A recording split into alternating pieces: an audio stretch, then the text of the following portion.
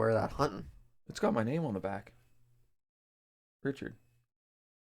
Call my Richard Nixon. No, call me Nixon because my Richard's been making your girl's water gate break or what? What the hell was it? Call me Nixon because my Richard's been making your girl's gate water. That's it. Yeah. It sounded funnier in the car. Welcome. It's 1 a.m. a.m. A little and after. we just got back from freaking. This is episode 3 of the podcast. Don't know what we're going to call it yet. But we just got back from York, Pennsylvania. We, Davey and I, and Lauren traveled out to the factory, RC Raceway, to participate in Sean Duffy's Dog Days of Summer SPARC Series. This was round 2 of 3. Round 1 was back in December at Trains and Lanes Hobbies. We went to that as well. Sean hired me on to announce. And through that, Davey has been helping on the mic to relieve my voice a little bit and help take over if I need to do something, kind of technical with the system. Or P. And so, yeah, I went out there to announce. Davey ran a little bit. We had 144 entries, I think it was. Well, hey, those keys. If I do thing. Hey, we gotta do something else first. I don't know. Maybe we gotta do the other thing first. Let's drop the disclaimer in the commercial and regather ourselves whilst. Disclaimer. You're about to listen / watch. So can we talk over it right now? Am I ruining it? Yeah, you shouldn't be talking over it right now. But they're hearing it, but I'm not. Yeah. So, well, yes. Well, see if I turn this on. Then, we're gonna hear everything, even through me. Okay. So then don't. Well, if it's quiet. All right, I'm being quiet. Hit a button. So we're gonna try again. Disclaimer. You're about to listen / watch a podcast hosted by two dudes that swear, pound beers, and make bold statements. Viewer discretion is advised. Also, we don't intend to offend anyone, so if you do get offended from any of this, well, that's your problem. Now buckle up and enjoy the show.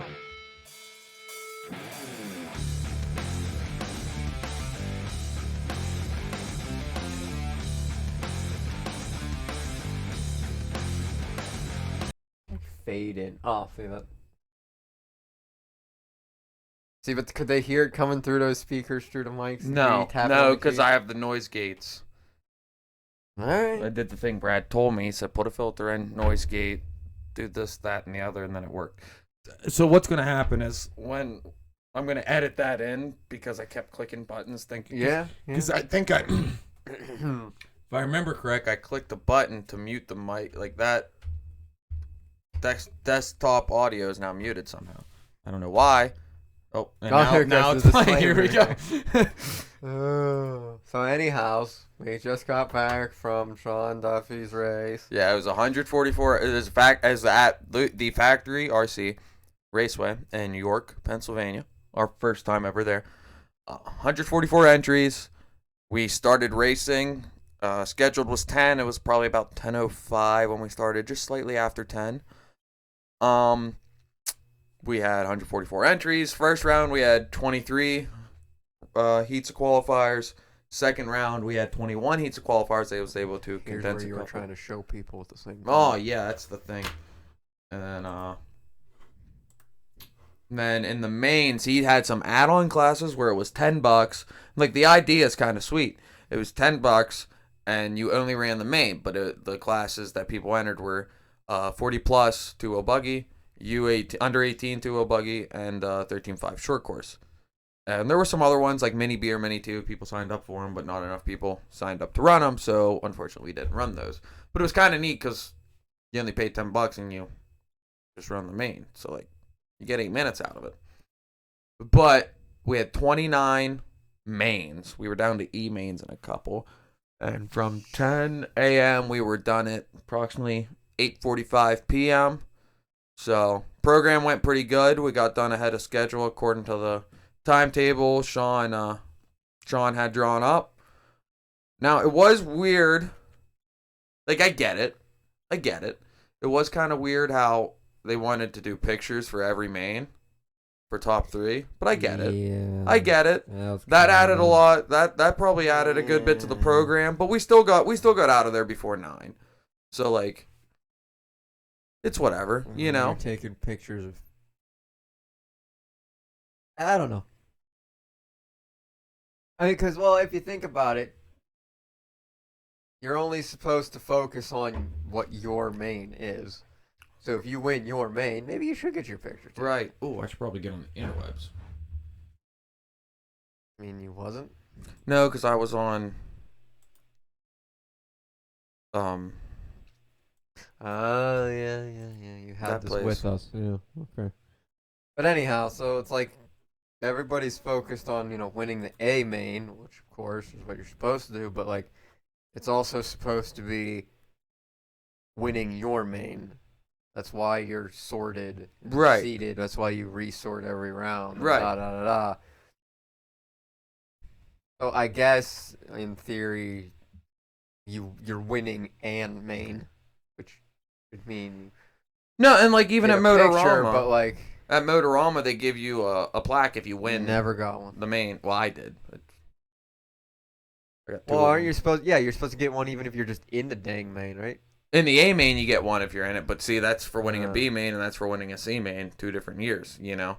You don't get one for second, but if you win a lower main, you win one. And they're supposed to send me one because I won the C main in 2-wheel short course. In 2-wheel short course. Yeah, when we all went together, me, you, and Timmy. Ah. And I ran short course. I won C main in short course, but they didn't have the plaque or Literally whatever. the last year they ran Yeah, Tesco. they didn't have the plaque or whatever. And they're like, we'll send you it in the mail. And I gave them my address and everything. And None. well, here we are 7-8 years later. Besides the point. Anyway, back to this race. Sean puts on a fantastic race, I must say. Tons of raffle items. He's got his whole Dog Days booth always set up with all his products and whatnot. I ran the slash class. He does a box stock slash class. He has 4 slashes up for rental. I went ahead and rented one. Davey covered me on the mic, and it was a blast. Might have to do that next time. I got dead last, but it was a blast. And he tried hard for it. Yeah. I worked for last. He worked for that last. So place. He should get a plaque. Yeah, for that was the place. most fun I had on carpet. We discussed how much I hate carpet, but I had a blast running a stock slash, and it was a bone stock XL5 12 turn, like a 5200 milliamp lipo. The tires, the high center of gravity, the Traxxas radio, the slow Traxxas servo with the spongy servo saver. with the spongy servo out of the saver, box. and it was awesome. And the diff didn't have anything in it, so I was diffing out every turn. Yeah, you might. You might have bubble guts because you got the ice cream and the frosting. I did. Had a triple baconator and then put ice cream on top of it, and now I'm trying to put alcohol on top of that. It's not going to end well later. Right. Or tomorrow morning, or later today, whenever Right. I wake up. But, anyways, Squirrel. Scroll over. So, we had 142 entries, 66 drivers, as you can see over here on the right side where my cursor is. These are all the different classes. Most of the classes were all sponsored by the various companies you see. And another thing cool is Bastion RC, they sponsored the whole series to where if you win your whole class, then you get a $35 gift card for the series, so your next entry is free. Your first entry is $35. So now if you win, intermediate buggy, you get an entry free for the next time. And that's pretty cool that they sponsored that, I think. So shout out to them. So, like, for the series. Yeah. Hmm. Yeah. I didn't know that. Yeah, well, you didn't win. That too. Yeah, so you got to win to get in on that deal. But yeah, so we got Shell. I'll scroll back over. We got Shell Racing, Macklin, ProMotion, ProTech, and Echo Power, Absolute Hobbies, Proline, Futaba. Got the hat on. Got the hat on. Futaba. One Up. Futaba. And there were some other various sponsors too throughout the day. I can't remember them for the life of me, and I'm sorry about that. But It was a good time. There was some super tight race. There were some really good races. Indeed. Some really good races. Let me try to pull up some results here. What was that one? It was like C-Main or something. Whatever. No, the mains, those people out on the eastern side of Pennsylvania, they don't mess around. There's some very tight carpet racing when we got into even the C-Mains.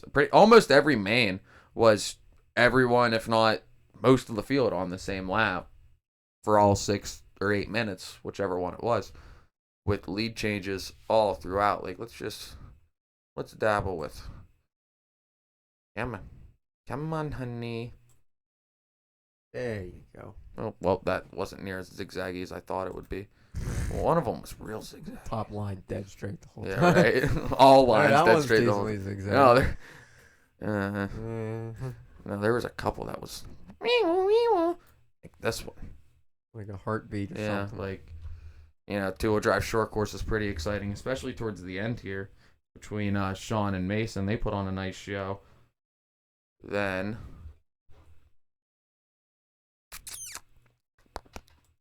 open short course was the same thing.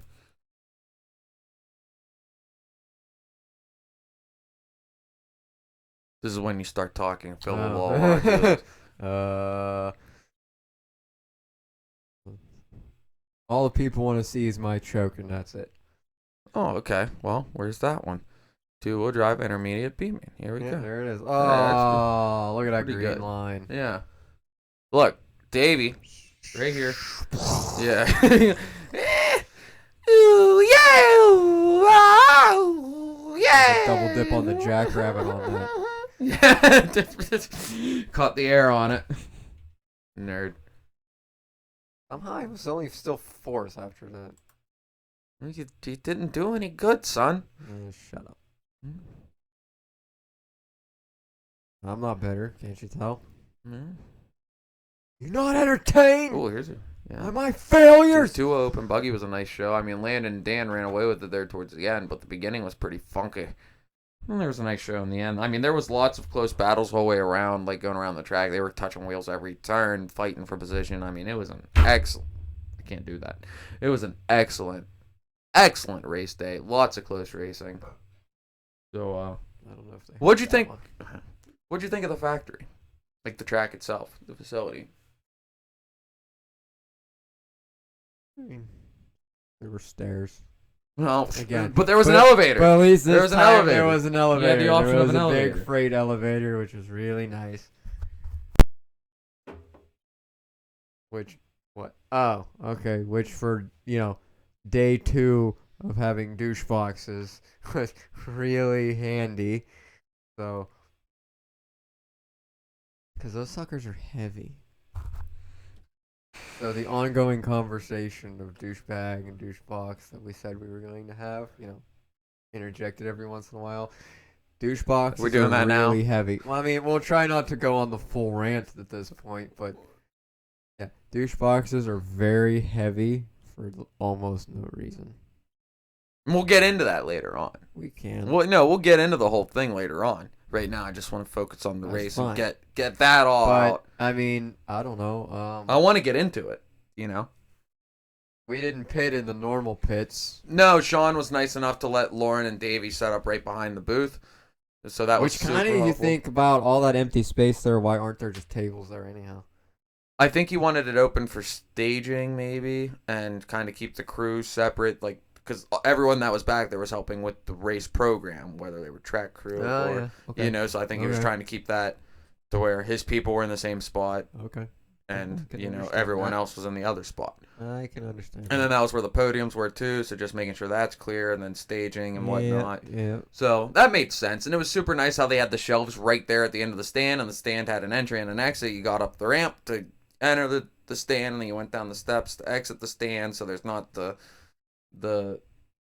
congestion right Well, there. What do you mean? There is always totally the congestion. Right? Well, yeah, there was the congestion. Well, there's 'cause always only the congestion of the people coming off of the track and collecting to grab their car cars, to go back to the people pit, to go to off the the people to stand go to on collect it. the car Yeah. to put on the darn Yeah. rack. 'Cause Yeah. So it's like you need the rack to be like double-sided and have the one people coming on. Yeah. I mean, with the space they have, I think But they you know, have it set I up don't. pretty Yeah. good. What else were you gonna do? Yeah, I don't know. think they have it set up.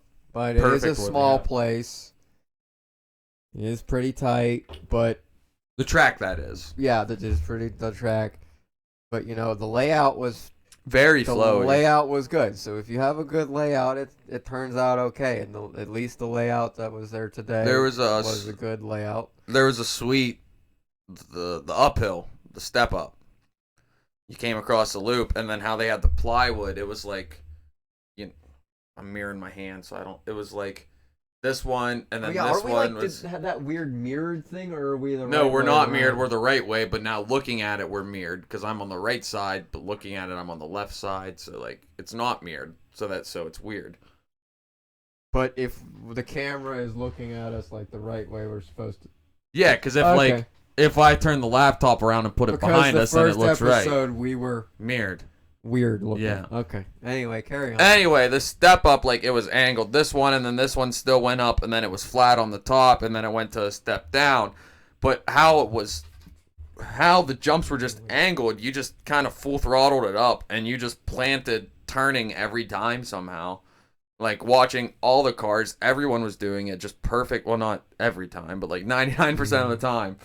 Like, you drove it at speed better than I did with the Slash. Yeah, So, it just all worked. yeah, and the jumps were... And then so nice. you'd have to come and land on that turn and hit the gas, and you'd blip up onto like the flat part, and then there were steps that came down, and you came up, and you had to basically, like, if you did it right, you would skip up on, and then at least for me, I would basically maintain pretty much full throttle. Yeah, So with the as Slash, soon I as- was full So throttle. as soon as you landed, you just catapulted off and at least hopefully cleared that first step Yeah, and landed, and then went up that bermy thing yeah. and down and And around. down through So the rest it of it. felt really good, and you felt like you could really get out your aggression because you literally, at least for my car, pulled the trigger full, like went, Yeah. went, It was pretty neat. and it felt like you were driving as hard as absolutely possible, and then you could like try and do your best to slam into the bank turn without blowing it, because all the fast guys would go, and mine would go, so like, Something they got figured out better in the East, I think, than they do out here is a mod buggy. yeah, I guess so, yeah. And mod With short having course and mod this stadium truck. conversation again, where I'm just saying they had 3 heats of mod buggy, and it was faster and than how many of them stock. were actually mod buggies and not just the same buggy? There were a bunch of, well, I don't know how many, but I know of a couple at least that at least told me like this is my stalker or whatever. That were just running their stock in mod, And so they have more did track time, anybody which is pay fine. attention to? Oh, I don't know, bring it up on the screen. Were they actually faster on this tiny ass track? Well, the fast lap for 2-wheel drive cars was an expert buggy by expert mod or expert stock. It wasn't an expert mod. no, it was expert stock and open, whatever. It was set in, it's like a 10.1 or something. Because 4-wheel drive, that was Braden Bancy. He had a 10.0. That was stock buggy, but there wasn't a mod 4-wheel buggy to compare it to. So, expert stock buggy, fastest lap. There's a 10.2. No, it was a 10.1. I'm sure of it. So, let's find 10.2s in there. open. 2 drive open. Is this aiming? Yes. Yeah, Zach had it with a 10.17 in open buggy, but Cody Dudley, an expert 2-wheel buggy in Q2, ran a 10.18. So he was 100th of a second slower than a fast lap for open buggy. Well, wait, say that again. A stock buggy running the 2-wheel drive expert buggy class ran Expert a 10, stock buggy class 1.8. was a 10th slower than 100th slower. 100th slower. See, it's the same. Especially on that little track. Yeah. But I just like the idea of just plugging the battery in and driving your 8.5 or your Yes. 10.5 or even not like I'd run a worrying 13.5. about again. I put a 13.5 in and not worried. worrying about having the motor of Yeah. the month or whatever. So Pretty cool. Yeah. He had so many raffle items, like Lauren won this Futaba hat. He won this Futaba hat and gave it to me. There was a Promotion tires, Proline tires, pit mats. What else was he wrapping? I won solder. Davey won solder. Sean, I needed Sean's solder. Dog Days RC, his company, they have tungsten putty. It just fascinates me. Tungsten That's putty. funny to say. You know, because like tungsten putty. Do they make manganese putty? no, because like it's. You gotta do the vlog. Ouch. So like the tungsten putty's great because like if I want to just shove some weight like right here, like right next to my servo, I just put the tungsten putty in and let it dry. There you go. Or I can put it as low as I want. Like I could put it in the sides here, you know. Oh, in those little pockets. In the little pockets that you aren't using anyways, if you want to add weight wherever, and like it just goes wherever. So like that's cool to me. But whatever. I don't know if there were any of these today. What was that say? My stock oils that didn't work because I ended up putting like 600 weight in them. Anywho's. Ow. Just to do the clicky thing. Yeah.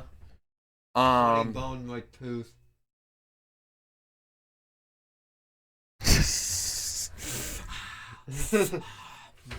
I'm trying to think anything else from the race day that was. See, I'm gonna go to sleep and wake up tomorrow, and then go to sleep again because I'm not gonna sleep tonight because I gotta tear an engine apart tomorrow. But in the next 2 days, I'm gonna remember a whole bunch of things about it, and then I'm gonna make a big. Yeah, Facebook during the post. whole work week, we're gonna have all these awesome ideas. Yeah, but we're when it gonna be comes like, to oh, sitting I down wanna here, and here we are. delete this whole podcast because we didn't talk about anything interesting about the race day.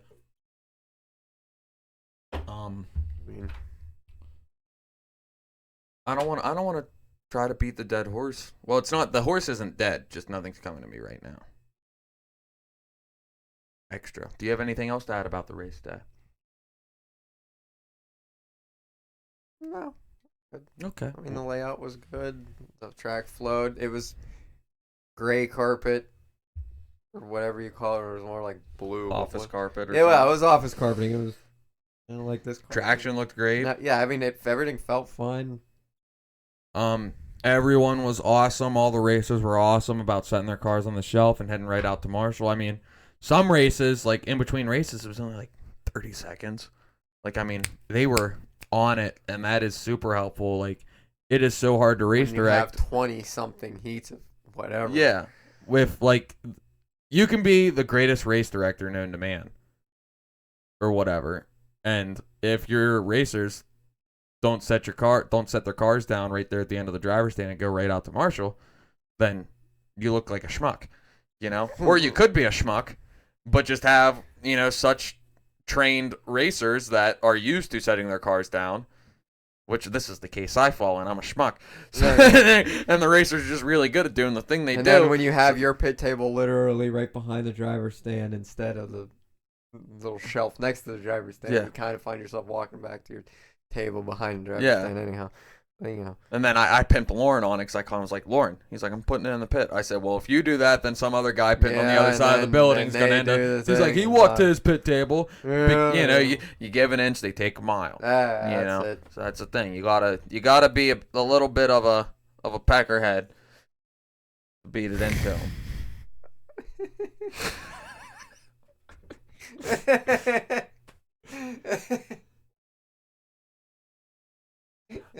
I don't like to be mean. Sometimes, like, I have to be mean. Maybe Stern's a better choice. Let David giggle this off.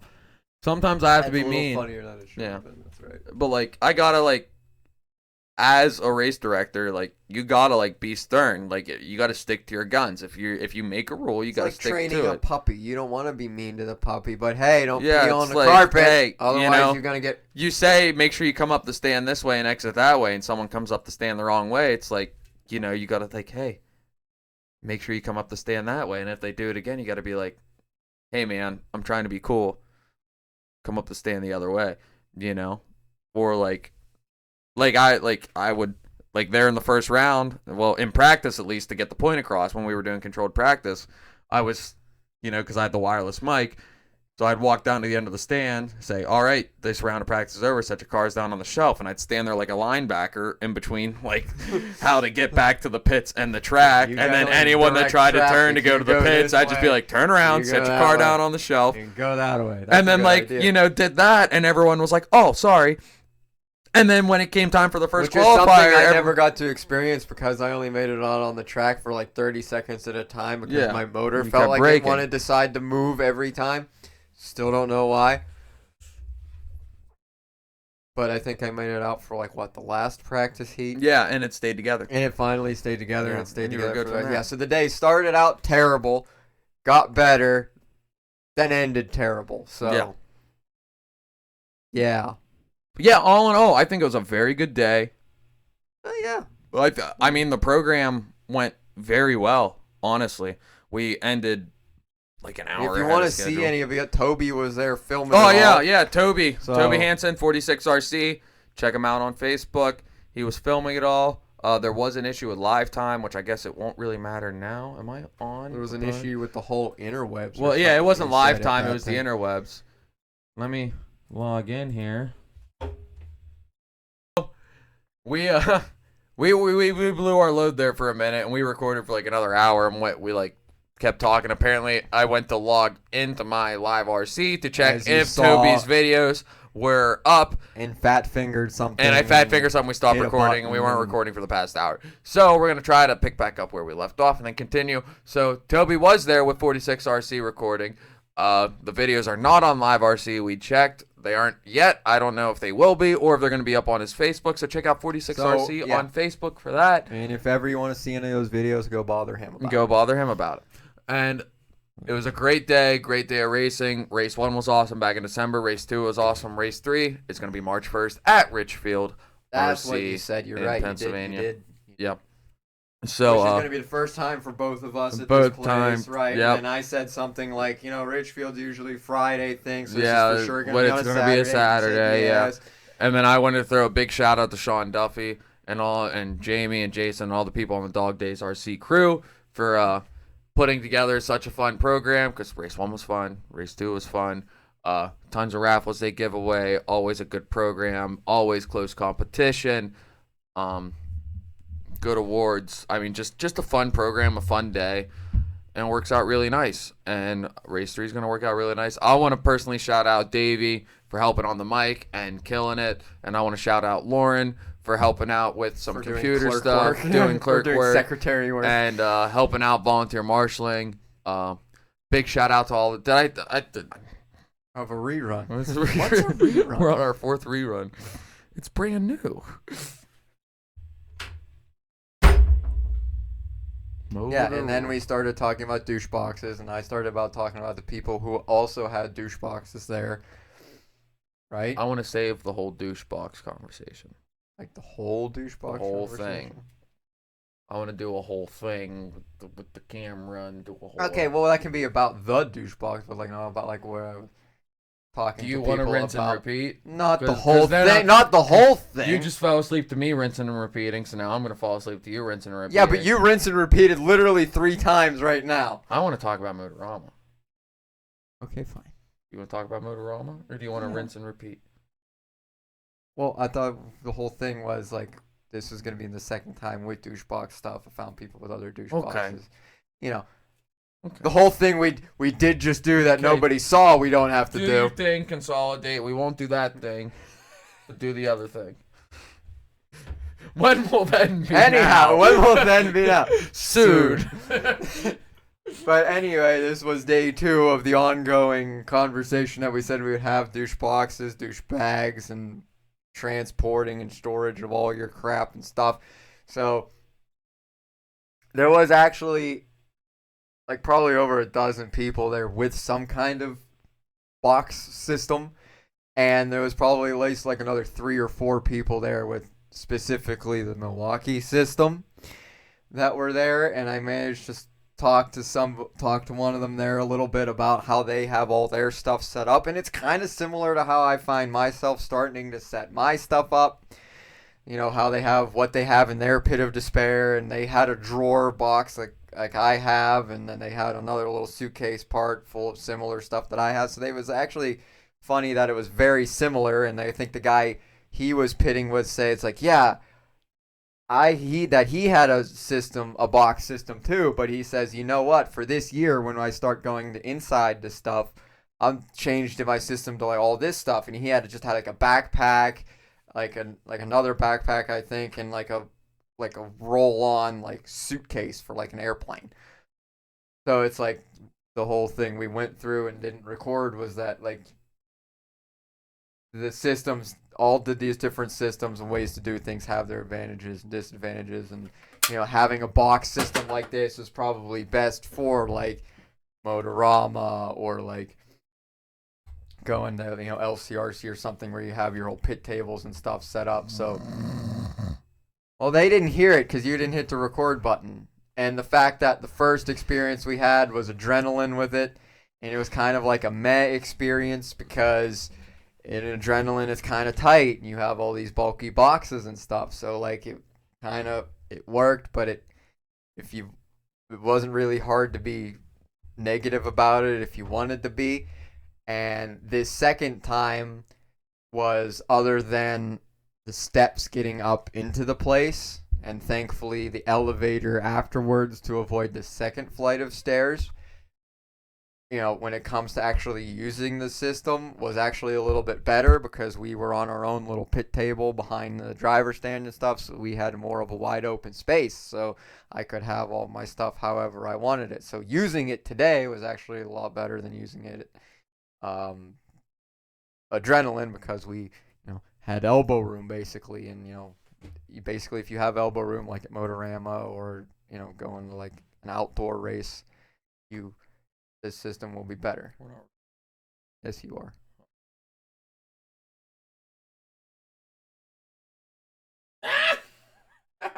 So anyway, I'm trying to still, hold off on judging it or coming to a conclusion until we go to Motorama, which we're supposed to be doing, or going to LCRC or something and using it when it's like meant to be used. Because, all right, I can't stop now.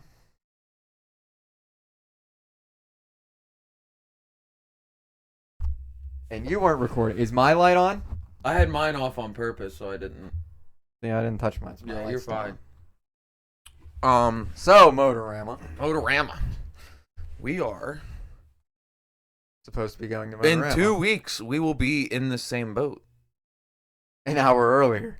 No, we'll be hopefully we're leaving there by like 7. Latest. Hopefully we're sleeping now. Hopefully we're filming a podcast or a video on the way there. Hopefully we're recording actually recording. Yeah, we're recording something on the way there. We're recording content there, and then we'll record content on the way back. This is the ambition. I gotta find my YouTube phone. Or camera or something. Well, I have, when I did the YouTube channel. I had my old cell phone. It was broken. And I went to which right now is way out of Well, no, it was like a S22 or something. It does 4K 60 FPS. It's got the 3 cameras, whatever. Oh, I was thinking about like the original Motorama one you did. Oh yeah, not that one. But okay. I went to the screen was cracked, and I went to trade it in to get another phone, and the guy was like, well, you got the warranty, you're better off like to warranty it because it's free because I paid the protection plan or whatever, and then try to sell it just like on Facebook Marketplace for $500 because that's worth more money than trading it in. And I was like, okay, I'll do that then. So I did that. I got a new phone, bought that phone, and then never traded it, never sold. Well, I tried to, but no one wanted it. So then I was like, well, I have this brand new phone with no SIM card, so I'm just gonna, but it, it still works as a phone on the interwebs and everything, so this is my video camera now. Your burner phone. Yeah, basically. So, it's somewhere. I just gotta grab it and do the thing with it. Is it in there? Yeah. But, yeah. It's, easier than a GoPro. Oh, and I have a... I have a GoPro. It's right over there, too. They got a Hero. Well, I also have one of them little hold mounts with the bendy legs. Yeah. For a cell phone. I have one. Yeah. I meant to bring it. Yeah. with the other webcam. We also acquired another webcam shout out that's to Timmy supposed to be Two-Wheel. better than this one. We don't know until we actually use it, but I have to bring it. Anyways, Anyhow. Motorama. Okay.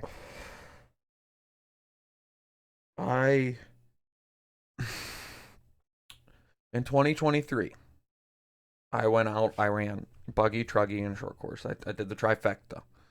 I did the gauntlet. I never did the gauntlet, and I had the capability to do the gauntlet because I had all the cars to do the gauntlet, so I'm What like, fuck truggy it. did you use? I had a .3 Techno. I bought Dan Matthews sold me his .3 Techno with teak and shit for fucking $300 and tires. There was $300 worth of tires.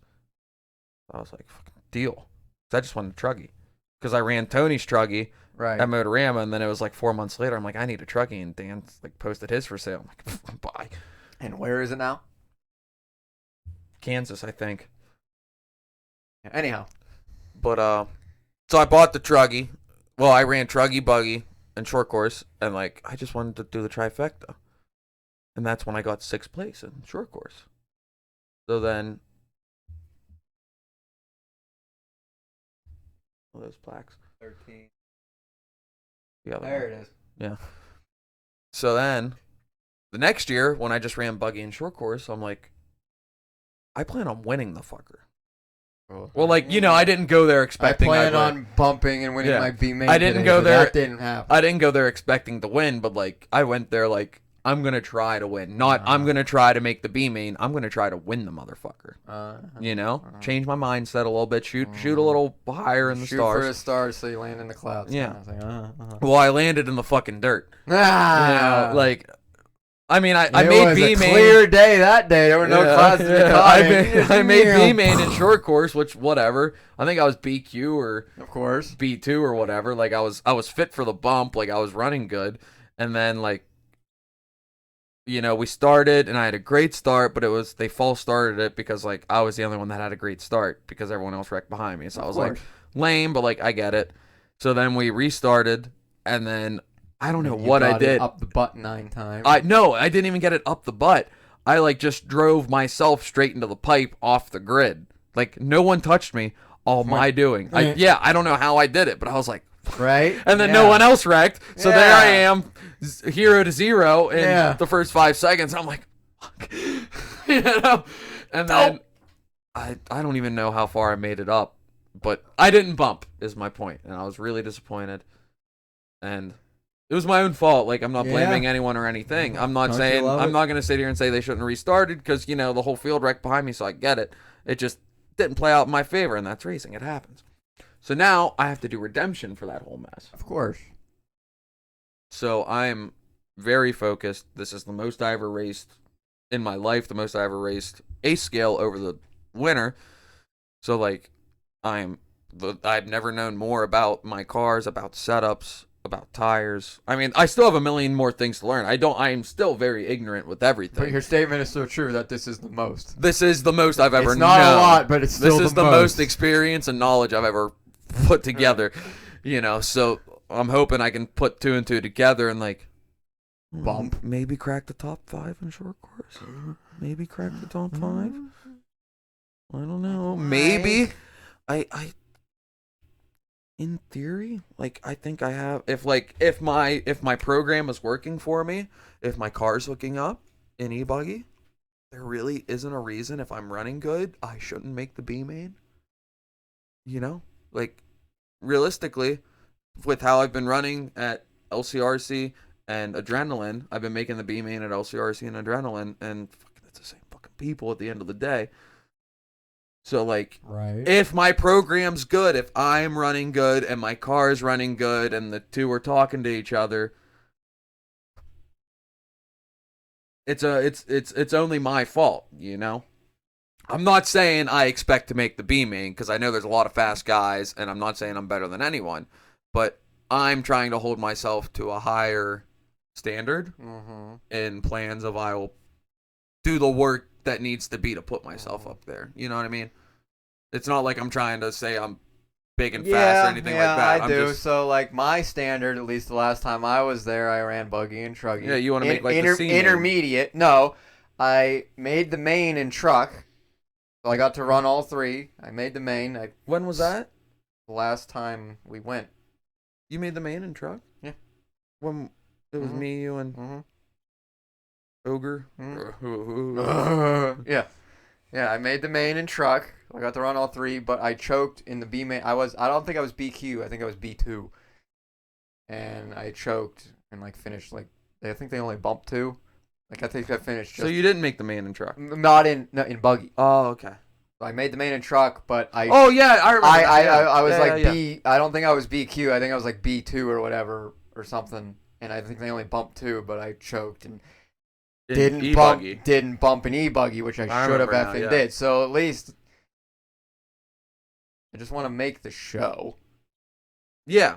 That is my ultimate goal with e-buggy. If I make the B main, I will be satisfied. I'll be, I think considering last time, you're probably gonna end up in the B main. But if you can make the show by being BQ or B2. Yeah, my goal is to make the show. Yeah. But if I finish, I don't think at all. If I get last in the B main, I'll be like, I got nothing to hang my head about. No. Now if I'm C main or lower, Nothing then I'm gonna be then it's my fault because not that I'm gonna be pissy or anything, but I expect more out of myself. So at least in my brain, I'm putting on myself that. Well, it's been what? How long was that ago? 3 years. At least 3 years, right? That was 22. In my head, at least I should be making the show in the intermediate, but just to make the damn show. Yeah. Run the triple A's, at least for shits and giggles. You can run the trips. When I got the 13th place plaque, so that was when it was me, you, and Timmy, and I made the show from bumping in short course. I broke in 2 of the A mains, so I only ran 1 A main. I broke on the first lap in one, and I broke on my out lap in the other. So I was locked safe in last place. No matter how you skin the cat. Yeah. But still, I still got a plaque out of it. I still made the show, and that's before I knew how to. Yeah, so I'll probably take it too seriously. Expect myself to, hey, I did it last time to make the show. And this time I'll be running e-buggy in one of your short course trucks. So I don't know what the hell short course is going to hold in store. Techno 0.3. No idea. It's over there. I still need to clean it. So I plan on setting the compressor up tomorrow so I can do that part and do the rebuild. Toby's running short course. Me and Taylor have this. Taylor DeLosa. We start our saga in less than 2 weeks. Saga? Well, it was a trilogy, I guess, this year. Trilogy, you say? Yeah, it was a trilogy. We raced against each other 3 times this past season. Okay. He beat me every time. It started at Motorama. He beat me in the B main. And then we took it to the Halloween race at LCRC in the 10 scale class. He had 1 position on me, and even in the podium, he got 4th place. He got 3rd or 4th, and I got 4th or 5th. I don't. No, it's not there either. No, it's up there. Circle one next to the Motorama plaques. Okay. So I got 5th or 4th. Whatever. Whatever. He finished higher than me, and then he was standing next to me on the podium, and he had to flex on me. He's big gym guy. Because that's what you do. Yeah. Well, you know what? It was funny. Bragging rights are important in toy car racing. And it didn't offend me. But I was like... But it irks you. Yeah. And Taylor, I fucking love you, brother. I love you. But you lit a fire under me with that. So much of a fire that I let you beat me at adrenaline then. I didn't let you. You beat me fair and square. We ran it on the last lap. You were there. It was down to the last lap. I bumped into the A at adrenaline. And then down to the last lap, me and him were duking it out. And he edged out on me. He swept me for our little trilogy. So now our trilogy 2025 starts again. Motorama. Yeah, and now we're going to be doing all LCRC together because I'm making all the LCRC races. So now we're going to be duking out in 10 scale the whole time. So, Taylor, I'm coming for that sweet, sweet muscle ass.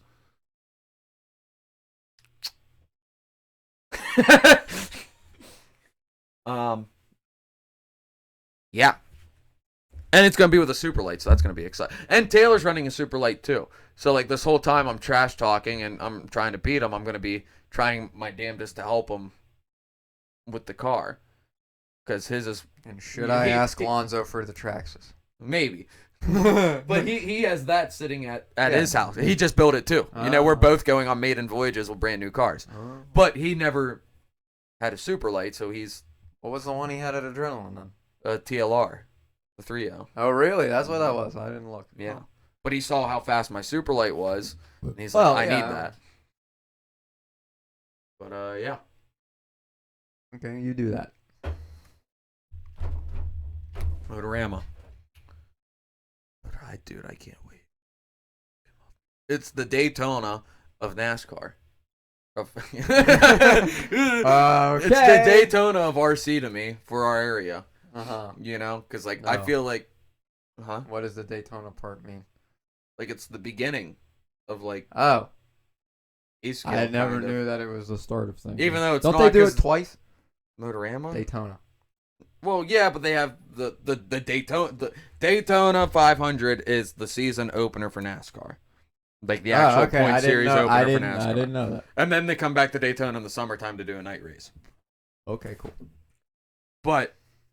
And it's convenient because Daytona 500 is always the same weekend as Motorama. Fun fact.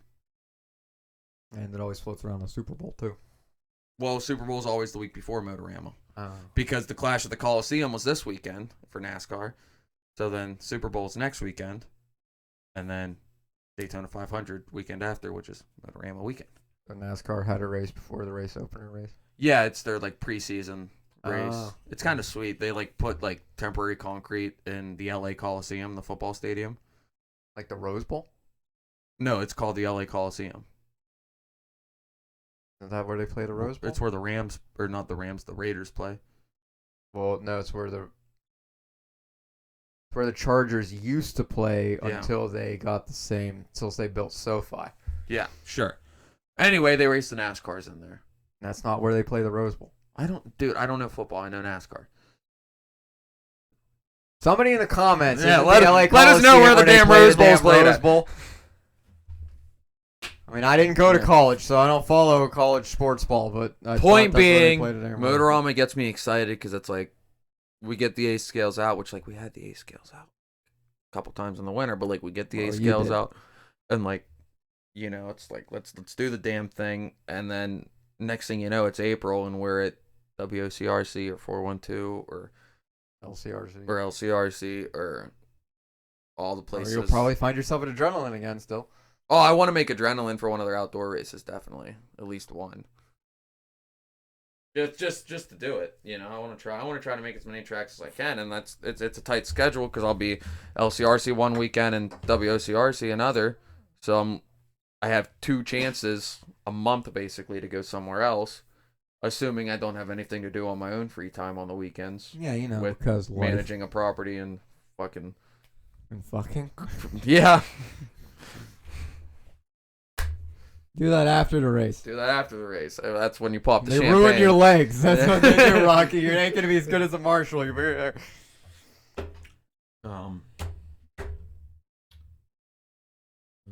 hopefully we'll see some of you at Motorama. Yeah, we'll be bringing different content at Motorama. Yeah, leave us a comment if you're going to Motorama. Let us know what you're running. Come say hi. No, Come don't say hi. We're come- antisocial. Stay away. Come say hi. And if you're not racing a Motorama and you can, come out for the day. If you're able, if you're close enough to come out for the day, it is a blast. There's so much to see, so much fun to be had. Yeah, so Motorama is pretty freaking cool because, like, I think it's the one time. So actually, I think during the same time this is happening, if anybody knows, over in the UK, they have a thing called the MKGP, which is a carpet off-road race that they put in a shopping mall. Oh, okay. And Scotty does the announcing and stuff. Okay. So a bunch of ninjas go there, like Orlowski's normally there, and a bunch of other Euro ninjas go. Quelo probably. And He's been there a few times. So Bongaro. no, Or, but I meant Ronafalk. maybe I don't know if he's gonna go. But anyhow, it's a super big 10 scale off road carpet race that they hold inside a shopping mall somewhere over in the UK. And it's literally in the shopping mall. They don't close the shopping mall. People are just walking by with It's their, just like, in, like, the one with their lobby or Aunt whatever, Annie's yeah. pretzels and Yeah. stuff and going, what Yeah, is this? the RC So, track is in and between they- the jeweler and between the Aunt 1 Annie's minute and the tattoo Mrs. and the Fields and the piercer, J.C. yeah. Penney and stuff. Yeah, the Spencer's is above it, and Right, then the it's Payless is next exactly, to it. Exactly. And, It's in the, you know, we should and do they this in have- Century 3. And they have, well, what's left of it, 'cause Yeah, it ain't well, there yeah. anymore. Rest in peace. Yeah. Pour one out. Oh, I already drank my drink. But then you need anyhow, another. I might as well get another. But anyhow, Hold that thought. well, can they still hear me if I'm talking? No, you just Well, wait. Anyway, they have this race, and they have like actual the BRCA there, so the roar of the UK. They have a tent there for when people ask questions. or a big? A little. Grab it from the bottom. There you go. And all that stuff, and it all sounds super cool, which I think that'd be cool to go to one day. We can, carpet's not that hard to pack up for, and they all run Schumacher tires over there anyway, so we'd know what tires to get. You just go there and buy tires. Or go there and buy tires. But anyhow, we hate carpet, and we're talking about going to an international carpet race. That's Anyway, different. But I think that's super cool that it's, because if you listen to all the other podcasts, and, especially if you listen to No Name RC stuff, like, how do we get RC in front of people? And, well, I think this is the perfect way. Because they go into tangents and rants like, well, we have to change how we race and change da-da-da because it's not watchable. And which, a lot of it's true. Watching 60-minute Nitro Main, I fall asleep.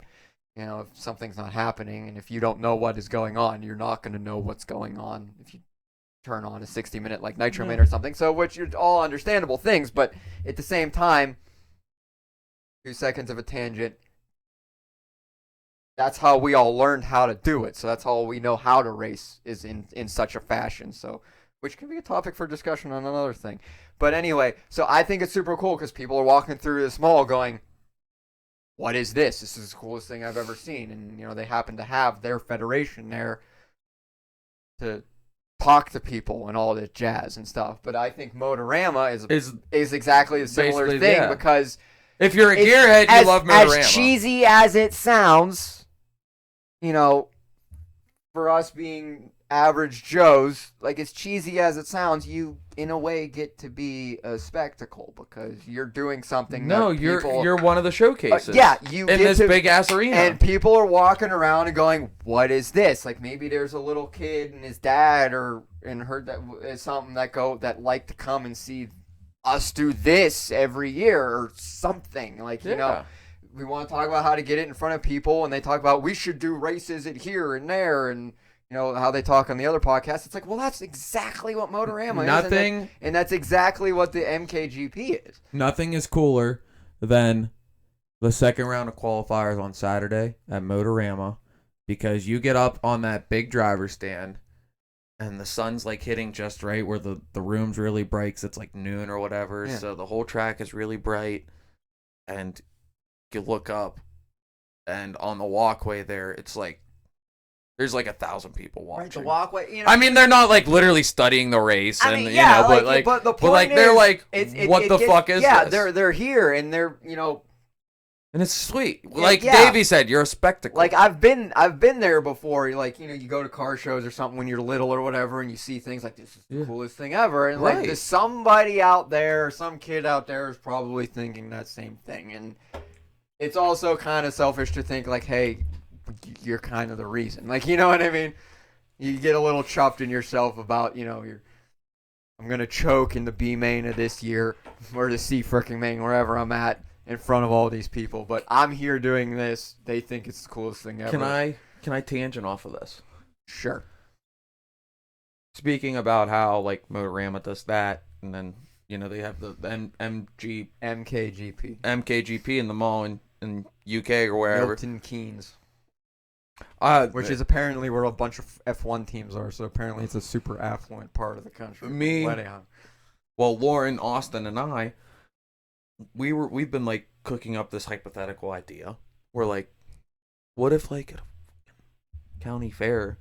Yeah, and there We are a set lot up of a other dirt track. places in the country have done that. Like a lot of other. Well, like Visions has their thing. Well, That's a whole they thing. ain't That's they kinda ain't doing different. that anymore. It ain't No. happening. It didn't happen last year. Yeah, well, So this could be a topic for discussion.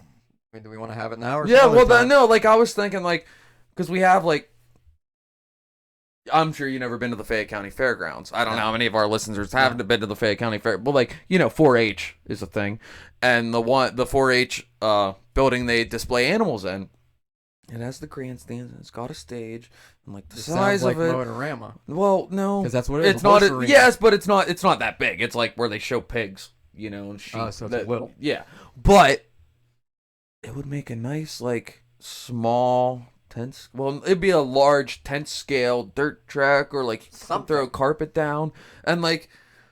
Or oval track or something. Like, Like, you can't do it during the fair because the 4-H kids are using it, but, like, or even in the arena, throw an 8-scale track out, or, like, or just, what if cause it sits up not being used a lot over the summer in between derbies and tractor pulls and stuff, so what if we have a weekend-long race in the actual arena with an 8-scale track? No, it's because that's what P&B is. That's what all the race time events are. They have them in these arenas, but no normal civilians are there because nobody knows it's effing going on. You need to have it in a place where shit's stuff already is going already on. effing going on. Yeah. So, Motorama, other things are going on, and people are walking around aimlessly with their mouths open at this, that, and the other thing, and our thing just happens to be one of those things. MKGP, same thing. People are walking around with their mouths open, going to Oshkosh and Bagosh and frickin' Yankee Candle and Victoria's Secret, and they're walking by to go to the food court, and this is happening. So there's a bunch of middle-aged men playing with toy cars, and it's the coolest thing ever. Exactly, and that's where you need to be because I don't know how you found anybody found what we do, but like you don't know it's happening unless you're showed it. Yeah, pretty much. And I don't want to sound like I don't know how it's how, but like you kind of had to work. At least I did. You kind of had to like work into this. You had to go. Like I was showed all what racing is by some. I was showed what RC hobby grade RC was by somebody. Had no idea. I was shown the light and got into it through this person, and this person also showed me what racing was, and then we got older and because we were kids and grew apart or whatever and stuff, but this was always something in the back of my head that I wanted to do, and as soon as I got the ways and means to come back to doing it, I did. So I had to go back to the racetrack I was taken to the first time, which was still there, which happens to be McCullough's and all that stuff. I had to go back and be there for the first time again and try and remember all the stuff he taught me and just go through it again, be there standing at the door with my eyes wide open, all these people who know each other and laughing at each other, and because it's not always a inclusive place to go into an RC track. Mm-hmm. I had to do that. I had to suffer through the awkwardness at first, and it turned out I started talking to another new guy who wasn't that afraid to talk to some locals that were there, and kind of weaseled my way through, rubbing elbows and stuff, and eventually to now kind of where I'm at, hanging out with a lot of the people that were even from back then, that first day that I started. So, like, when people talk about how hard it is to get into RC, I'm kind of losing my way in what I'm saying here is, but, like, and if we have to change how we do things, it kind of makes you think, like, well, all of us who are here now had to go through something, had to trudge through something to get where we're at, and all of a sudden we want to change it so that anybody can come and do it for shits and giggles. I don't know. I kind of lost my way of where I'm going. But at least when you get out there at a place like Motorama and we're just doing our thing, and if somebody wants to know about it, well, you can come on in. And, the pits are full of people that are right. Yeah, more than willing to you can answer. come on in and figure out how to trudge through like we all. But then trudged that's the through. whole weird thing too. Is like people don't like average Joe Schmo family doesn't quite understand. Like Let's just say it is mom and dad bring their 10-year-old and their 7-year-old son and daughter. And they let's go. Dad wants to see the bike show or the car shows, and he wants to show the kids the motocross because the kid watched one Travis Pastrana video, and Something or as other. every Or 10-year-old or boy they're would like. country bumpkins like you, and there's dirt bikes everywhere. and Right. that's what So they do. anyway, they go do the dirt bike thing. They go do the car show thing, and then just in passing, they see the there oval is racing, or they this. see the Yeah. off-road racing, or whatever. There's this- And then the son and the daughter, either or both, they're just like, oh, this is the coolest thing, and they want to know more. But then mom and So- dad might be like, well. They're like, oh, that's good. He's holding a car. Mom and dad might be like, oh, they're busy, honey. Yeah, You yeah. know, So because I they don't know. They don't want to bother anyone. So there needs to be MKGP has the BRCA there, or that they have apparently Ambassadors. as an ambassador. Yes. Apparently they have like a kind of a try me track thing. They have pamphlets and cars on display and people there. Which Horizon has over on It's just a Schaefer hobby sets it shop, up. isn't Yeah, you're right. Yeah, So no, at that's that- what at they that got, like point- the crawling at- well, course yeah, and at like the that try point- me jump area, Well, but they do have something try me over there. I haven't like been- jump, yeah, they got like a try me but crawler at course that and a point, try me I like mean, little so basher it- area, yeah, it's so the like you little- can drive it's the car, basher but it's area. not So if sending a if truggy 50 anybody's feet through the air. If anybody's gonna know anything these days about RC, it's gonna be bashing Kevin Talbot, all those other people, doing bashing stuff. So, but when it comes to the racing side, maybe there just needs to have this event, but you do need to have something there, a group of people or something there specifically for a means for the outer people to come. It sounds like a good job for Roar to do something. Yeah, for once. funny how BRCA is there, and maybe Roar would be perfect for that. There's just like something, because people can come in and say, "What is this? It's the greatest thing ever," but still not know how to come into it because who do I talk to? Forbid Roar does something to bring people into the hobby. Anyway, so I don't know. Sorry, where we not went- sorry. went with that rant, but the idea of having the Visions race be something specifically designed to be watched on TV, or changing 60-minute nitro mains because they're boring, so that people will watch it and be interested. Well, I It's mean, kinda that's silly even like when the you, whole like- thing with NASCAR. They changed the whole point series, so now they have the playoffs, and like that made it more exciting in a way. With, I don't know, but if whatever my tangent has made sense to anybody, you know what I mean. If it doesn't, well, leave a comment. Leave a comment Yeah. if you hated it or if you loved it. Tell us how you feel. Don't hold back. But no, I definitely agree with. So Pretty much everything, Motorama, yeah. I like to think Motorama is something special, like maybe even a little bit, like kind of actually like on the same level as like say going to LCRC as an example, which is like one of the most professional places in the country, except I'm sorry, who's gonna know what the heck LCRC is? It's out in the middle of nowhere, and if you don't know what LCRC is, Yeah, you don't no, know I how mean, sweet unless it is. you're. Like, now, I will say, But the Motorama, community you wise, have a bunch of people just walking around. community wise, Kevin and Krista push it a lot through their local community, and as Okay, far see, as I far don't as know they can this. reach, like if you like, I don't know how much you were like, No, probably paying it. not. I mean, not really paying attention, but just being aware. Which like not I mean, I could saying be one way or wrong. the All other, right, carry on. but like at the cancer race when like the practice was over and They have the the Chinese fires went up, auction of the all Chi- the stuff. like, dude, while we were playing cornhole, the fucking cars that were coming in. I mean, like they just were, civilians. yeah, like the local community, like families with like children coming in to come play bingo, to come, for the Okay, Chinese okay. auction. Like Right. now, like I don't know how far they weathered and traveled to come to LCRC to play bingo in the Chinese auction, and it was the cancer race, so like it was like a tiny little fair at the end of the day at that night, I mean, didn't like know- they okay, didn't so I have a didn't know bouncy how house many- or I nothing, didn't but know how like, many civilians came from. dude, out. the that whole tent was just filled with people playing bingo. Right. It was nuts.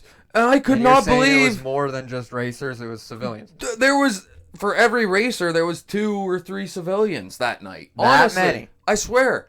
Dude, I mean, the cars were just Okay. piling in, full. Minivans full of a family of 5 or 6, dude. Like, Okay. it was, but again, but that's local community. Like, someone's not going to drive from Pittsburgh that, to go play bingo. to go play there. bingo that has no idea about RC because they have no, like, you know what I mean? Like, but you know what they're I mean? doing, like, So and that actually, brings it so in. here's what happens is downtown in downtown Pittsburgh there was what they call the World of Wheels, which is a car, which is a just custom happened car last show, weekend, which is yeah. right.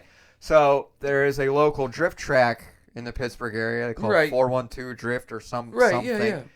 So they were supposed to have A drift track. a drift track there, a thing there. That'd have been awesome. Would have been awesome. Apparently, some shady stuff fell through, like literally last minute. I'm not going to go into it because I don't know the full details or whatever. But anyhow, something was supposed to happen, but it fell through. But anyway, the idea of that is sweet. Oh yeah, Everybody's there. So the looking drift would for definitely be a and eyesight especially there. the drift. But think about if you had like, I don't know, one RC Oval or a Mini Z or something there. And you that's could fit like- in there. You know, it doesn't take much to set up a 'Cause- 1RC oval, just some Yeah, 'cause 2x4s you and have some the office RV carpet. show. You have World of Wheels, and then I think the same weekend as Motorama, Well, you have when the they do you have the the- actual auto show. When they do the in the summertime, when they do the racing at the track at the Pittsburgh Speedway, the what do they call it? Pittsburgh International Race Complex. Yeah, when they do like when they have all the classic cars. Oh and yeah, the everything. Vintage Grand Prix is Yeah. also another one. So, like, because right it's there- it's a week long. Like, is there room we could build a track? You know, on the golf course on the last weekend? I don't think they would No. like us building anything They on the would golf not like course. us building Well, like, anything is on there the room golf you could throw down some carpet and put in some carpet jumps? You know, like, I don't know. My point is, like, if you did something there, even a drift track there or an on-road track there, you know, Or if- maybe just had a tent. Who knows? yeah, it's like, just- there's plenty of opportunity around. It's just Yeah. a matter of and also doing the legit. Like, I know it just you and can't also snap your another fingers. but- random tangent is also you kind of have to go in with, RC stuff. Like, people go into hobby shops all the time and go, oh, look at all this crap. Yeah, they know about it because they see it all on the internet, but it's like they don't have the brain power to play with these cars. I don't know how to explain it, but like, we play with RC cars because that's what we like to do.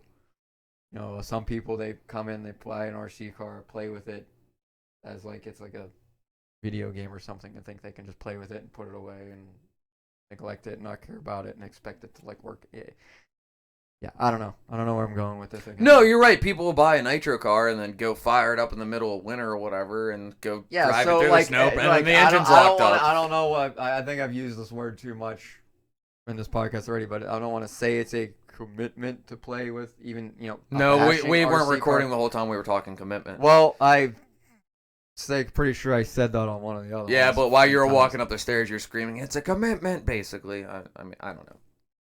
I'm stretching, But it requires effort to play with any of this crap. No, if you want to be competitive, whether it's drifting, I mean, crawling, even racing, if it comes to bashing and playing with this crap, it requires a little Some bit of maintenance, a little bit of effort that most people these days you got to fix the part. You got to do after run oil. You got to something. tune it. You got to charge the battery. You gotta know if You you, gotta run clean it the in a bearings. ballpark sand, you're gonna fuck up the car. yeah, And You got to clean it. so You it know? if you want it to last, you RC gotta do it requires effort, and like we're not beginner friendly, and not that we should be against beginners or not being beginner friendly, but like hey, you like I said before, you gotta put in some effort and trudge through this. And, I was standing there the first day I came back into RC, into racing, and I had to trudge through it, get the car, get the batteries, the chargers, the tires, like figure out, because at the time we were running slicks, and at the time Proline didn't make slicks yet. None of the manufacturers made slicks yet. You had to shave the damn tires.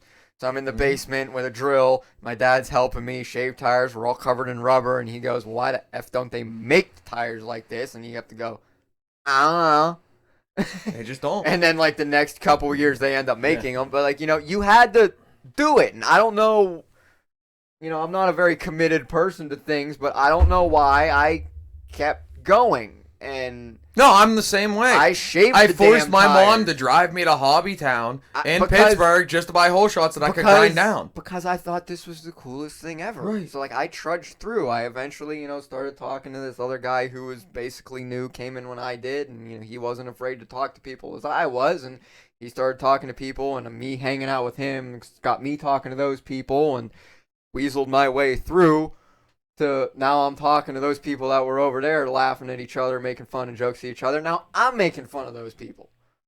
You know what I mean? Like, so it's kind of cool. But like, you have to trudge through, and people want to make RC easy to come into. It's like, well, we're And the hardest not thing, making it hard. It's just is what it is. I guess the is what hardest I'm saying. thing is like when you have a green person that has no clue, like, you know, just discovered RC racing is a thing, and like they think it's the coolest thing ever. Yeah. And you know, they're like, what does it take to get into this? And like, you think about it, if you got nothing, like It's a lot. if you have, you know, Yeah, if you're yeah. like a mechanic, like you know how to work on things and you know things require maintenance. Let's say you have that step just naturally down because you know maybe you have that. Maybe you've been playing with RC, you've been bashing and Yeah. stuff. Let's say. Okay. Yeah. Well, not like if you don't even have a car. Okay. I wanna race. I want to race on it, whether it's carpet or off road or whatever. What do I need? Everything. You need $1,000. More than that. Well, if you get a used car with electronics that's, you know, decent enough to race, and, you know, not a Traxxas Slash, but like an SC 6.2 or a Which sold or today a- for $280. or a B64 or you know. yeah, You know, And a something 6.2 a or couple years older, but still competitive Yeah, it and still plenty for a works. beginner. Yeah, it still works. You know, that's $300 with electronics used. Okay, now you need a charger. That's $100. A battery's $50. You need tools and yeah. and it's like, and you tell them like, do you want to buy cheap now and then have to buy expensive a year from now, or do you just want to get the damn thing over with? And it's like, you can risk it to try it. Yeah. You're gonna be $500 deep to try Yeah, it and- on the and cheap I don't end, know. you know. And then it's like, if I like Yeah. it, now I have to spend another $1,000 anyway, so I can just spend the $1,000 now. But then it's like, people are like, why am I just gonna spend $1,000 on toy cars? And I don't know how to still explain this other than, like, you know, it is. It's a commitment. It is what it is. It is, and it. Like, it's not designed. Sucks. It's not design. I mean, like, yeah, we're kind of niche. Extremely. Not kind of niche. We are niche, Yeah. and in a way, that's kind of cool to do that. But you know, if somebody wants to come into this, it's not like, you know, how it kind of. Well, I guess you would say an NNRC and how everything everybody says it sounds like this sport/hobby is kind of. We are nerds in the field, but we're not. We don't push people away. I mean, there's all kinds of people in this hobby, assholes, nice people, you know, all over. We've met them all. You know, we met assholes, we met nice people that are willing to talk, you know, bring people, yeah, da da da, and show people, talk to people. And we have assholes that are snooty and think they're, you know, God's gift to RC racing, and, you know, or think, you know, full of themselves and all that.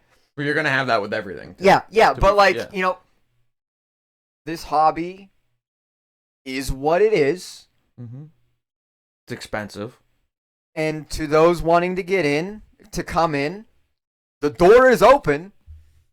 There might be a giant flight of stairs. It might be a slide. There might be a sign telling you to turn around and save yourself. No, some damn I don't money. think there's any sign telling you to turn around, but you, kind of like Morpheus says, we can show you the door, but you have to walk through it. Yeah, I like that. Yep. You know, we're gonna go race e-buggies at Motorama. That's $1,500 flying 30 feet through the air at fucking 30-something miles an hour. Sometimes 40. You know, sometimes 50. And where do we get this money from? I don't know. I like to think I work hard. I don't make the greatest money. I don't but for some reason I'm crazy This enough. is why I have wood paneling on my fucking wall. Right. Because my walls are filled with RC cars. Or something. You know, like we make, you know, we work Point hard. is, We all yeah, work hard, but like I don't know. You know, I don't know how to explain it, but as soon as I got the ways and means to come back in to do RC racing again, I just did it. I don't know how. I don't say I worked harder than I did or less than I did. I don't know how. This is what I wanted to waste my money and time on. some people fish. Some people have And real I just did cars. it. Like I have my El Camino. You know, I've been wanting to paint it for the past 3 years. I've been wanting to pull the engine out and take care of the soft plug so it quits leaking coolant. But that shit costs money. Yeah. And I like doing this more right now, and this requires more money at the moment because I can right, do this every weekend, and I can still drive the El Camino You around. compare it to other hobbies and stuff and sports and compare Dirt how, bikes or how much hockey or safer baseball. or cheaper it is. Even or if you whatever. just like go and watch football games, if you get I mean, I don't know what season tickets A lot. to the Steelers go, but like, you know, just going to a Steelers game, buying the Right. $8 beers and the $12 hot dogs, more than and that. yeah, you know, and then the parking and then the driving and then, you know, at the end of the day, it cost you to got the cost, it's experience, no but, different. And you know, if you I've- like to I've do brought that, we like people- to do this. I brought people into the hobby. Some of my other friends, I've shown them this, and they've come to kicking dirt. I've shown and to just show them, what you need and da da da, and what you gotta buy, like and how you gotta come racing and do all this crap. I've been there, and some of them have developed into racing and stuff. They actually got hooked on the Mini Z stuff in Iron City.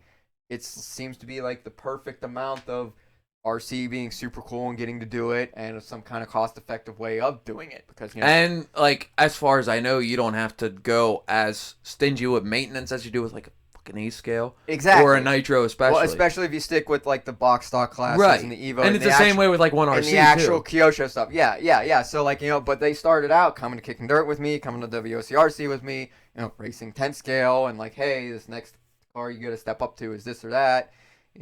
I started them with getting the most like ridiculous deal on used stuff, on used two-wheel buggies and stuff to like just start out with, and what they buy next or what they do this, and going, no, why'd you buy that? You got da da da da da. Like I've been there.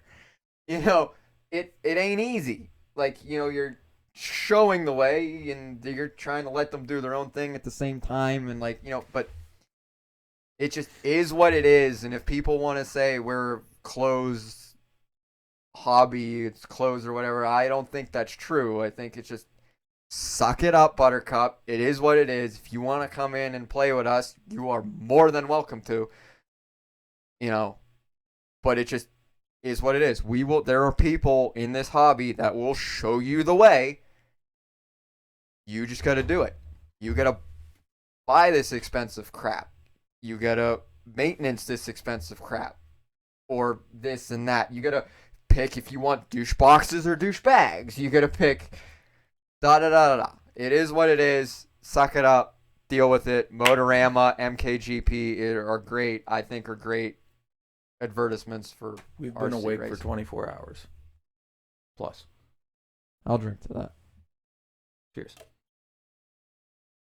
Am I making sense to anybody? Cool. No, this is always an ongoing conversation with anyone, really, in any hobby, because I did with my 1X when I was living in Jersey. She did the short track racing. Oh, that's right. She ran a 4-cylinder, and her sister ran a Legends, and like even then, like not maybe I can't remember if it was necessary, but like the conversations there is like, how do we get more people into short track racing? And it's like, well, Right. you need X amount of money. Actually, and it's, actually, what's really funny. we got a boom mic. Is one of the friends that I got into RC in general. We used to go to Motordrome every once in a while. Which ain't around anymore. Right. But you go and watch racing, and what do you do when you go to your buddies when you go to the racetrack? Well, man, who wouldn't it be cool to race Do the damn thing. race real cars? Like, well, guess what they had at Motordrome? They had the Subway freaking Cavaliers running around, and how cool, how cheap would it be to get into this? And he kind of started sort of looking at it, and he worked at a mom and pop repair shop and stuff. Eventually, his girlfriend at the time, now his wife, her sister or something, had a Cavalier, like an O2 Cavalier. It was a stick. He managed to get it, and he's like, guys, I'm going to turn this into a race car. Don't ask me how many years ago that was. Well, like, you know what I'm saying? From what I understand, to build Hey. a 4-cylinder and like do the cage, you're gonna have like at least $5,000 but like into what I'm it. saying, what's the difference between, hey guys, what's it take to do that, and going to Motorama and going, hey guys, what's it take to do this? The same thing. And the biggest appeal that I think people don't see, like that don't know about the hobby, that are green or I hate to use the phrase ignorant, but the dictionary definition is ignorant is not knowing more. Absolutely, ignorant. That are ignorant to the racing side, especially, is that there is a minimal risk of injury with True. RC racing. True. I mean, the risk of injury you possess is marshaling. burns. Yeah, marshaling and maintaining when you need to use a soldering iron or heat gun. Like I've taken a sharp nitro tools. truck into the leg and it hurts, You and know. I've seen people bleed and get broken. Using an exacto But knife. that is such a infrequent thing. Gluing tires But and getting like, it you know, splattered in your eyeball. you fucking want to race dirt bikes, arena cross, or I don't. You know, Do you see this? GNCC. Do you think this could handle a dirt bike? You know, like No. if I was 8 years old and my parents said you're getting on a dirt bike, then I'd probably be a dirt bike. I would have never got into this, and I'd probably be running arena cross at Motorama if my body was fit to. Right. You know? But that's not, you know, I didn't grow up in that life, which, like, I'm not saying, oh, I wish I would have. I'm not saying that. I just, yeah. Either. I didn't. My point. I didn't do anyway, any damn thing growing up. back to the point is, so there's no risk, almost no risk for injury with RC racing. Obviously, we all know this, and the competitive. Is the Every same. bit of competitiveness that you have with dirt bikes, NASCAR, short track, Formula One, dirt track, Formula. It's the same. It's all there. Or even football, basketball. It's all the same. It's all there. You know, like, I mean, I played soccer. Excuse me, I played soccer growing up. And like anytime recess playing kickball, you know, I was a very competitive person, you know. So like this gets that itch out as an adult to where now I don't have to have a pissing contest over whose truck's big or anything like that. Right. Nothing against people that do that if that's your thing. I mean, there's a blue one out there that's pretty nice. It's not big though. I mean, I think It's not. Well, I like nice stuff. You're getting the bigger one to tow the camper with. Right. Gotta compensate somewhere, you know what I mean?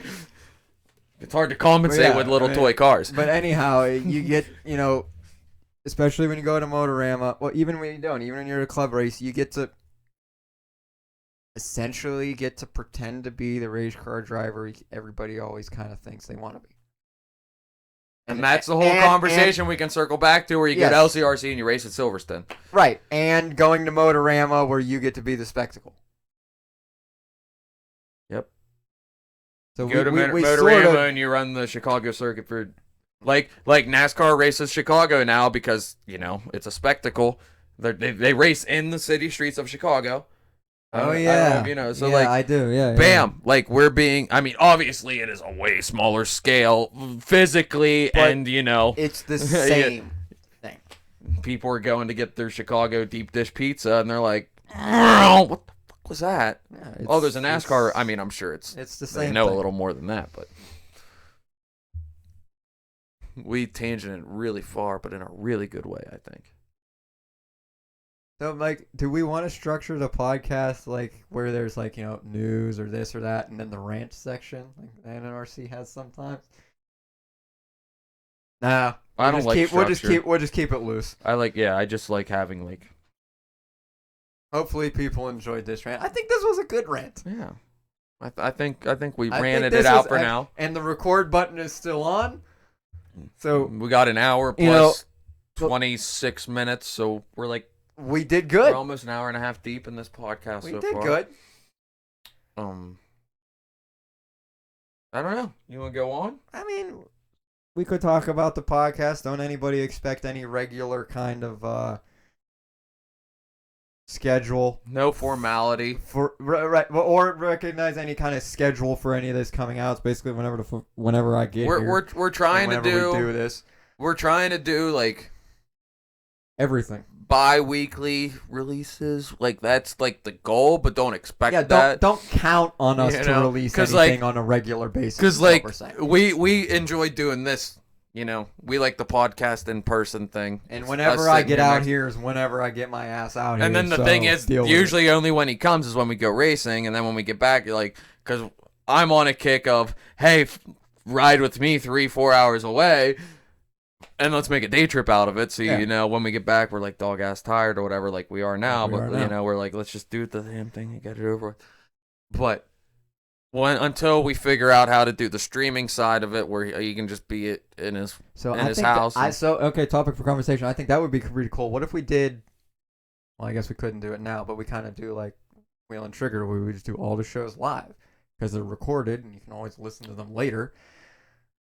Right, and like I definitely like doing the recorded ones, like what we're doing now. Right, because obviously at 1 a.m. when we started this, we're not gonna go live.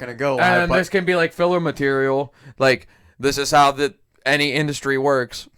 You have Sorry a if I'm busting backlog. you have Yeah. a backlog. So like this could be the like like hypothetically we could go to Tony's and go live tomorrow from Like Tony's. we could or stop something. this right now, and then hit record again and pretend to do a whole another podcast. Which like if we would have got home 2 hours earlier, I was gonna suggest we do and do another one about Right, and maybe if neither of us had anything to do when we wake up, we might have done another one. Yeah. I got things to do when I wake up. I got things to do. I mean, unless you want to stick around till I'm done doing the things I do, but I don't know. No, One of the I things I'm gotta gonna do is dig, and go You got things to do. Yeah, move furniture. Yeah. It's supposed to rain tomorrow. I quit listening to the weather man when he's like, "We're gonna get." I don't know. It was supposed to snow all week here, and it didn't do anything. Well, it until doesn't matter because the weather this morning. here and the weather where I'm at is always different anyhow. Yeah. So. The weather here compared to the weather you're at, and the weather I work at's always different. And Oh, there you go.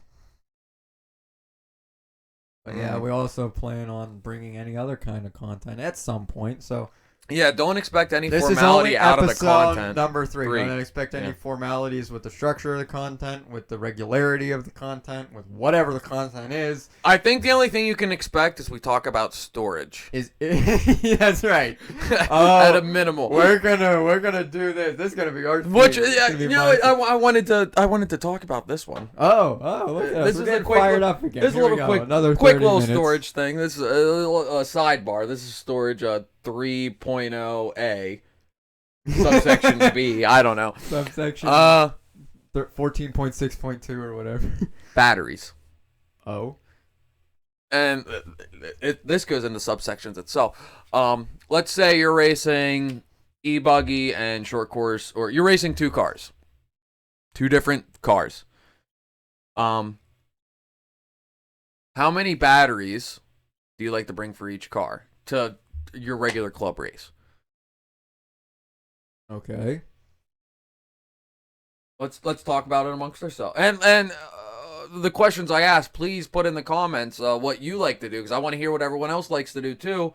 Because I love hearing Well, you opinions, have to be and I a want little to bit know. more specific on what you're saying. but Well, okay. no, and I'll get there, but like I'm just prefacing Okay. when I ask a question. Like, please, especially about this battery conversation, let us know in the comments if you'd like. If you're still listening to us, let us know whether you're on Spotify or YouTube, or I need to put these videos up on Facebook. Let us know in iHeart. the comments. We're not on iHeart. I'm only doing Spotify because I don't know how to do it. There. Anyway, batteries. You're going to your local club race. That's always 40 or 50 entries or whatever. You're racing e-buggy and short course. How many e-buggy batteries are you bringing, and how many short course batteries are you bringing? I usually have one of each because I'm cheap and I just roll the dice. Oh, we're pausing. Sorry. Oh, time out again. These days, they can also be the same batteries, depending on what car you're on. This is true. And in the comments, Techno. Right. I'm the so forest stick, and then you're the a shorty stick, 2S, and I'm yeah. a stick. So in 10 scale is shorties. But if you got like the if you got the A buggy or the X-ray buggy or the S-Works Kyosho. buggy or the Kyosho buggy, you're running the same batteries, the same shorty battery. So the answer might be at least 3. Yeah. How do you get them there? Well, that's the whole. No, like You didn't hit the record button for that one. That's what happened. No, I mean like how I take my batteries to the track is they are in the car. But I'm my e-buggy batteries and my e-buggy and my short course batteries and my short course. Do you carry them in a lipo bag? Do you carry them in the ammo can? Do they just hang out loose in your, like my spare 4S hangs out loose in my pit of despair in my douche box? Hasn't happened yet. Yeah. Knock on the wood paneling. It's so much of it. Right. That's why it's here. Oh look, there's a fire. I know. Extinguisher. Yeah, it's probably dead too. Anyways, or I'm still in the green. But yeah, how do you, and then some people like have the Pelican case with their charger and their radio, or even a Pelican case just for batteries I've seen too. Or like electronics and the foam cutouts. What do you do? You got the battery. Well, I have a chintzy lipo sack that's kind of big that just kind of fits all the batteries that I have in it, and they just kind of live in there. Right. Now, And again, let us know in the comments how you like to bring your batteries to the track and how many batteries you bring to the track for each car. He's grabbing the thing to show you. Yeah. No, and I love that thing. I want to get one of those. I need to get with Tony. Quite literally all the batteries I own for all the cars I have. It's a collapsible ammo crate, essentially. You know, if one goes up in here, I don't think this thing is going to withstand any of this stuff. So I have my 10 scale batteries that I run for my 10 scale cars. In the box, so there's nice 2S kindling. shorties. There's 3 of those. And you're probably going to return those because you didn't need to use them today because you're tighter than 2 coats. No, I used all 3 of them. Oh, okay, so you can't return them now. Whatever.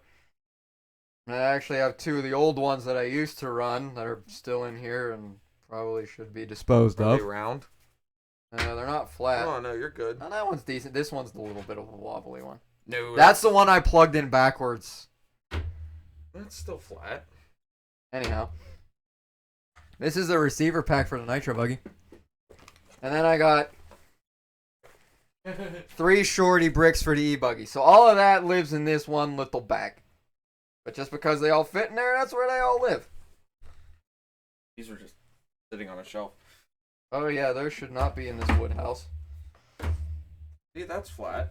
Oh yeah, well, you know, I like how you're wiggling it, but nobody can see. But anyhow, they shouldn't that's see. fine. They shouldn't see. They do as I say, not as I do.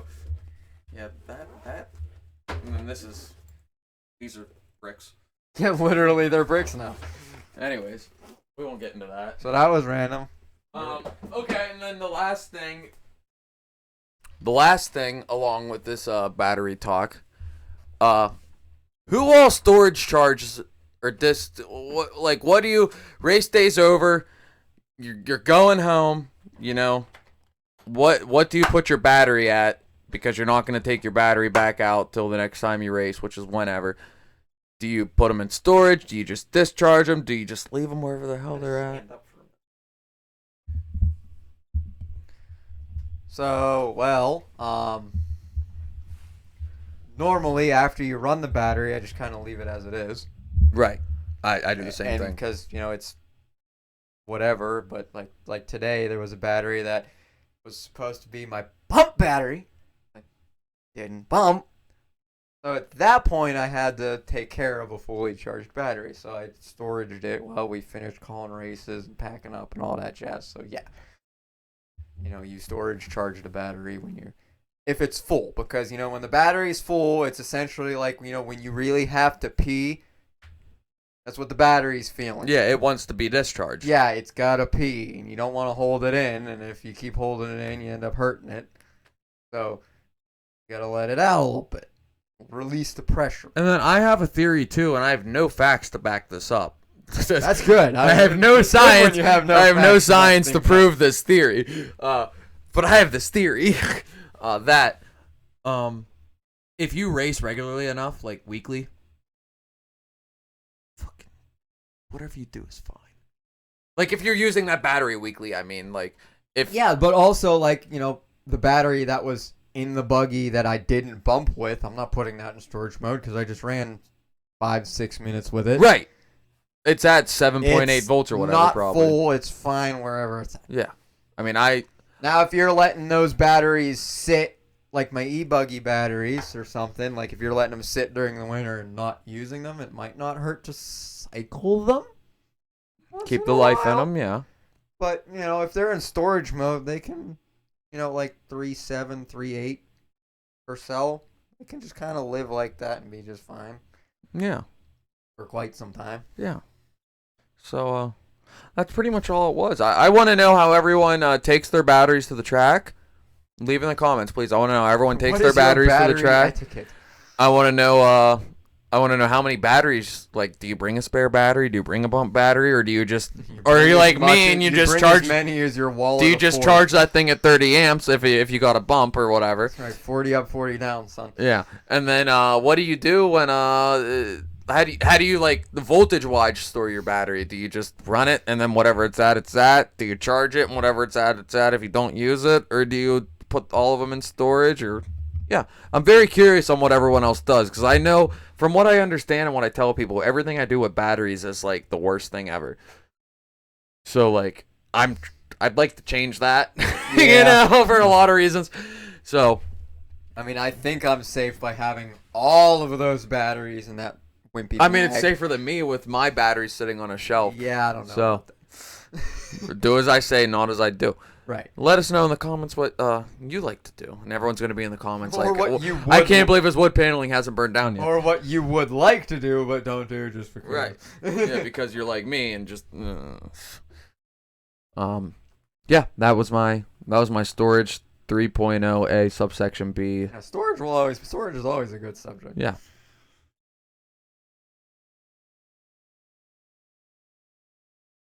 Well, Well, how long have we been doing this? minute 11 on this deal. I gotta Don't leave me. I gotta pee, but just start talking about something. Let it out if it's. Okay, start talking about it as something. We'll edit it out if it's stupid. Go. Jack Adam train wrecking here.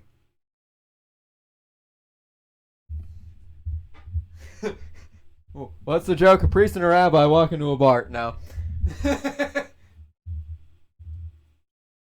So we're going to Motorama again, and we're going to try and get Ryan Lutz to sign the trophy again. One of those is a Ryan Lutz trophy, if you can't tell. One's a Mayfield trophy, but Mayfield is not probably most likely not going to Motorama this year, but apparently Lutz is. So we're going to try and get Lutz to sign the Motorama trophy again. And if he wins another one, because apparently that was like a raffle thing he had on his own Facebook. Apparently he does like a... Alex was telling me he does like a some kind of like house cleaning raffles and fundraiser stuff. He raffles off stuff and things like bodies, I think, or whatever. And he had one of them was a Motorama trophy that clearly Alex bid on and won.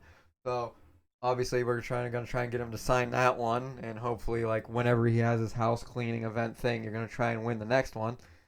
So Alex's idea is to try and collect as many pro Motorama trophies as he can.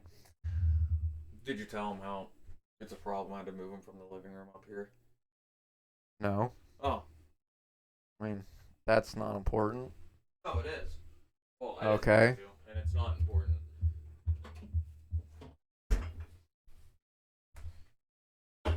So if you recall in the last video how we wanted to be a little more professional and clean up the act, When did we say that?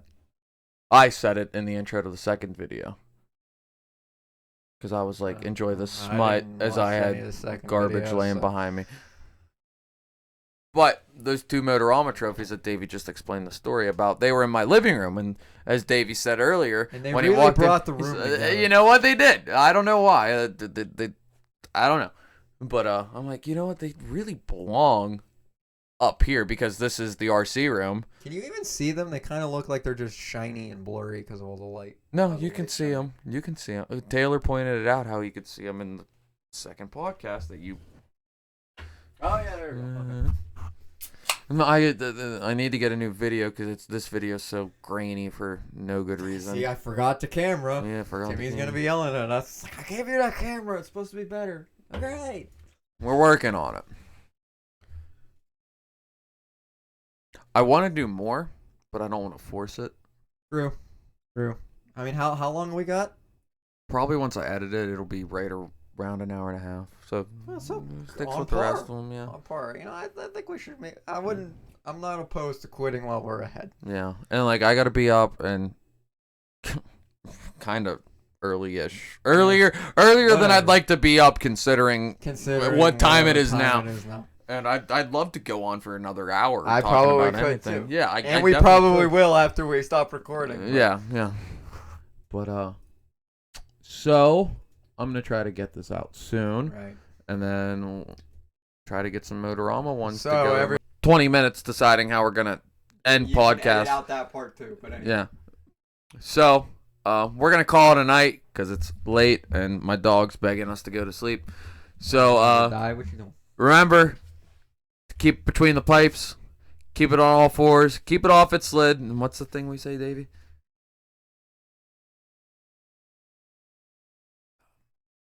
More than two shakes and is playing with yourself. No, it's Oh,